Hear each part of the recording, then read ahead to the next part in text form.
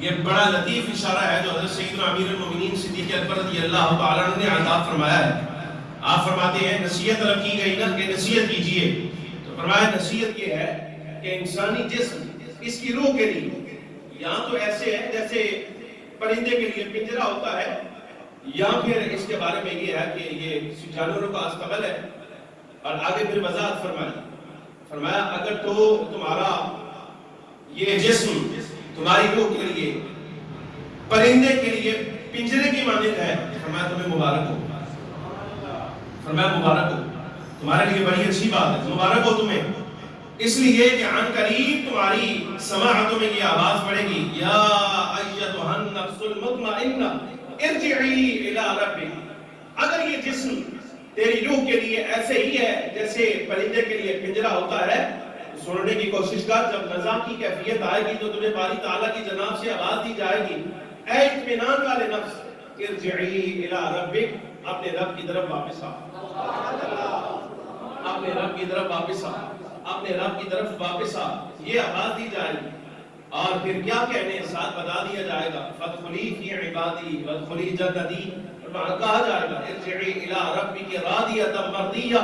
اپنے رب کی طرف واپس آ اس حال میں کہ تو اپنے رب سے راضی ہے، تیرا رب تجھ سے راضی ہے۔ فادخلی فی عبادی وادخلی جنتی، میری خاص بندوں کی فہرست میں شامل ہو جا، میری جنت میں داخل ہو جا۔ میں پھر تو یہ آواز آئے، لیکن اگر تیرا یہ جسم تیرے لیے ایسے ہے، تیری روح کے لیے جیسے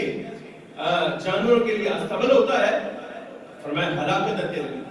ہلاکت ہے تیرے لیے، اس لیے کہ مطلب یہ ہوا تو نے اچھا عمل کوئی نہیں کیا،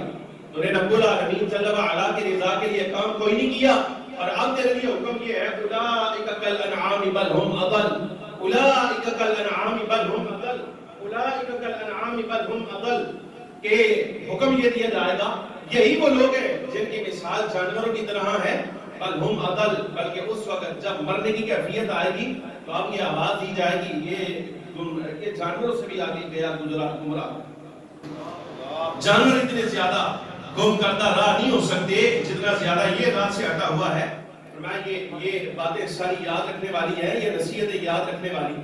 گزاری سمجھ آ رہی کہ نہیں؟ امام غزالی رحمۃ اللہ تعالی علیہ نے ایک پورا باب باندھا ہے نصیحتوں کا کہ آپ نے کیا کیا چیزیں ذہن میں رکھنی ہیں اور کیا کیا چیزیں آگے لے کر جانی ہیں۔ رب العالمین جل وعلا کا تقاضا تمہارے ساتھ کیا ہے؟ وہ تقاضا صرف اتنا ہے فمن کان یرجو لقاء ربہ فلیعمل عملا صالحا، جو اپنے رب کے ساتھ ملاقات کی امید رکھتا ہے، رب فرماتا ہے اس کو چاہیے وہ اچھا عمل کر کے لائے، وہ اچھا عمل کر کے لائے، وہ اچھا عمل کر کے لائے۔ بعض اتنا تقاضا ہے باری تعالیٰ جل وعلا کی جناب سے تمہارے لیے، اور راتوں کو سو کر گزارنے والوں ایک بات ہے تمہارے لیے، یہ سبق ہے۔ نبی پاک صلی اللہ علیہ وسلم نے ارشاد فرمایا جو بندہ اکثر رات سو کر گزارتا ہے، اکثر جس کی رات سو کر گزر جاتی ہے، فخر عالم نور مجسم صلی اللہ علیہ وسلم نے فرمایا کہ قیامت کے دن یہ بندہ فقیر اٹھایا جائے گا۔ سمجھ آ رہی کہ نہیں آ رہی؟ اے گلا جفتیاں کہ نہیں جفتیاں؟ بھئی بولو، اے گلا جفتیاں کہ نہیں؟ یہ آخری جمعہ ہے تو سمجھیے کہ ہماری گفتگو کا پیچھے جتنی گفتگو آپ کے ساتھ ہو چکی رمضان شریف میں، اس کے علاوہ بھی وہ ساری کی ساری خلاصہ صرف اتنا ہے کہ جناب والا رب العالمین جل وعلا کی جناب سے تم سے تقاضا یہ ہے کہ عمل صالح، اچھا عمل کرو، اچھا عمل کرو، رب کے بندے بن کے دکھاؤ، رب کے بندے بن کے دکھاؤ۔ لیکن کس طرح سے یہ جو راتیں سو کر گزر جاتی ہیں، فرائض کی ادائیگی تو کرنی ہی ہے، وہ تو کریں، ضرور کریں، لیکن ایک خاص بات کا خیال یہ رکھیں کہ رب العالمین جل وعلا کی جناب نے صرف اس کی رضا کے لیے جب رات کا آخری پہر آ جائے، حدیث پاک میں آتا ہے رب تعالیٰ جل وعلا کی رحمت آسمان دنیا پر آ گئی، اس دنیا میں یعنی اس آسمان پر، اور یہاں رحمت الہیہ ہر بندے کو پکار کر کہتی ہے کوئی بخشش مانگنے والا کہ ہم اس کو بخش دیں، ہے کوئی رزق مانگنے والا ہم اس کو رزق عطا کر دیں، ہے اپنی ضروریات مانگنے والا، اپنی حاجات طلب کرنے والا اور اپنی تمنائیں عرض کرنے والا۔ فرمایا اس وقت جو بندہ رب تعالیٰ جل وعلا کی جناب میں کھڑا ہو جاتا ہے اپنی مراد پا لیتا ہے، مراد اس وقت ملتی ہے۔ سمجھ آ رہی کہ نہیں؟ فرض تو پیمانہ قرض ہوتا ہے، یہ تو کرنا ہی کرنا ہے، اس کو کیے بغیر تو چارے کوئی نہیں، یہ تو ذمہ ہے۔ لیکن جناب والا اس وقت فرض کی ادائیگی کے بعد خاص طور پہ رب کو راضی کرنے کی بات آئے نا، تو رب العالمین جل وعلا کے لیے چند ایک نفل ہیں جو آپ نے رات کی کسی پہر میں کھڑے ہو کر پڑھ لیے۔ حضرت سفیان ثوری رضی اللہ تعالیٰ عنہ فرماتے ہیں کہ جب رات کا حصہ اذا کان آخر اللیل، جب رات کا ابتدائی حصہ آتا ہے، رات کا ابتدائی حصہ، فرماتے ہیں ینادی مناد من تحت العرش،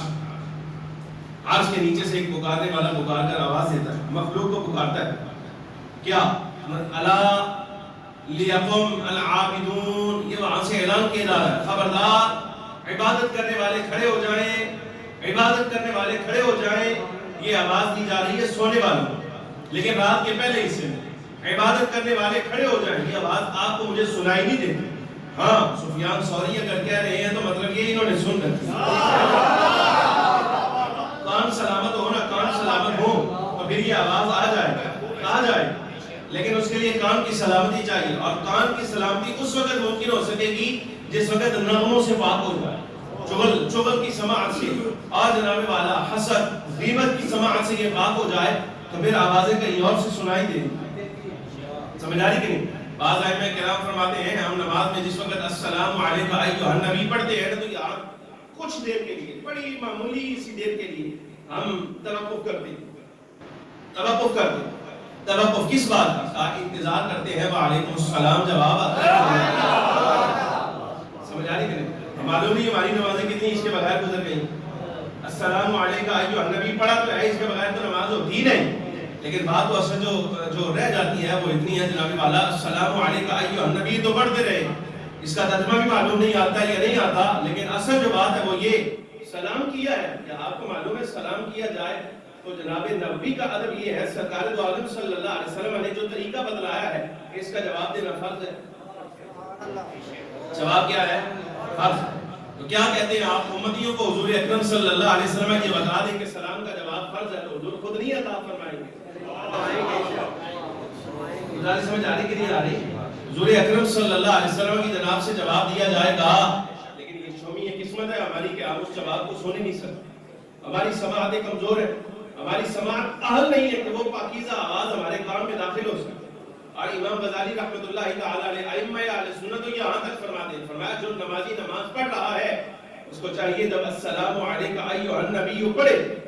لازم ہے یہ تصور کرے نبی پاک صلی اللہ علیہ وسلم اس کو ملاحظہ فرما رہے ہیں اور اس کے سلام کو سن بھی رہے ہیں۔ یہ عقیدہ نظریہ رکھ کر پھر تم نے السلام علیکم ایھا النبی پڑھنا، یہ طریقہ ہے نماز ادا کرنے کا۔ سفیان ثوری رضی اللہ تعالیٰ عنہ فرماتے ہیں رات کا اول حصہ جب آتا ہے تو آواز دی جاتی ہے الا لیقم العابدون، عبادت گزار کھڑے ہو جائیں۔ فرمایا یہ رات کے ابتدائی حصے میں جن کو نوافل پڑھنے کی عادت ہے ایک جماعت اٹھتی ہے، کھڑے ہوتے ہیں، نفل پڑھتے ہیں، فرمایا رات گزرنا شروع ہو جاتی ہے، رات گزر رہی ہے، جب درمیانی حصہ آتا ہے آپ پھر عرش کے نیچے سے ایک ندا کرنے والا اللہ کے حکم سے ندا کرتا ہے الا لیقم القانتون، فرمایا عاجزی کرنے والے کھڑے ہو جائیں، اپنے رب کے حضور جھکنے والے کھڑے ہو جائیں، انکساری کرنے والے آ جائیں، گڑ گڑانے والے آ جائیں، رب العالمین جل وعلا کے حضور نیاز مندی کرنے والے آ جائیں۔ فرمایا ایک جماعت پھر کھڑی ہو جاتی ہے، ایک جماعت پھر کھڑی ہوتی ہے جو رات کے دوسرے حصے میں نمازیں ادا کرنے والی ہے، فیقومون ویستغفرون، کھڑے ہوتے ہیں، استغفار کرتے ہیں، فاذا طلع الفجر، یوں رات گزر جاتی ہے، اور جب فجر طلوع ہوتی ہے آپ ذرا صدا سنیے گا، یہ فجر پڑھنے والوں کے لیے صدا ہے، جو فجر کے وقت کھڑے ہوتے ہیں یہ ان کے لیے صدا ہے۔ عرش کے نیچے سے آواز آتی ہے الا لیقم الغافلون، خبردار رات غفلت میں گزار دینے والے کھڑے ہو جائیں۔ فجر اٹھنے آئے، اس لیے میں نے کہا حضرت جنید بغدادی کا قول میں نے اس لیے شروع میں آپ کو عرض کر دیا، جناب والا پوچھا گیا کہ کیا کام آیا، اور میں ساری چیزیں عبارات اشارات ہر چیز ختم ہو گئی، لیکن اگر کوئی شے کام آئی ہے تو رات کے حصے میں کھڑے ہو کر رب کی رضا کے لیے پڑے ہوئے چند نوافل کام آئے، سمجھائی کہ نہیں؟ فرض تو جناب والا اس کا تو حساب لیا جانا ہے،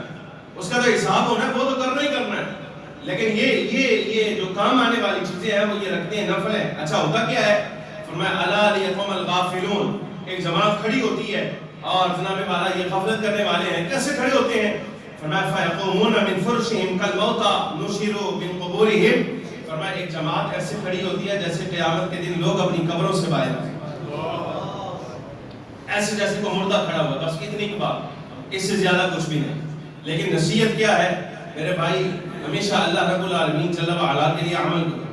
فمن کان یرجو لقاء ربی، اس سے بڑھ کر نصیحت اور کوئی نہیں۔ فمن کان یرجو لقاء ربی فلیعمل عملا صالحا، جو اپنے رب کے ساتھ ملاقات کی امید رکھتا ہے، جو اپنے رب کے ساتھ ملاقات کی امید رکھتا ہے،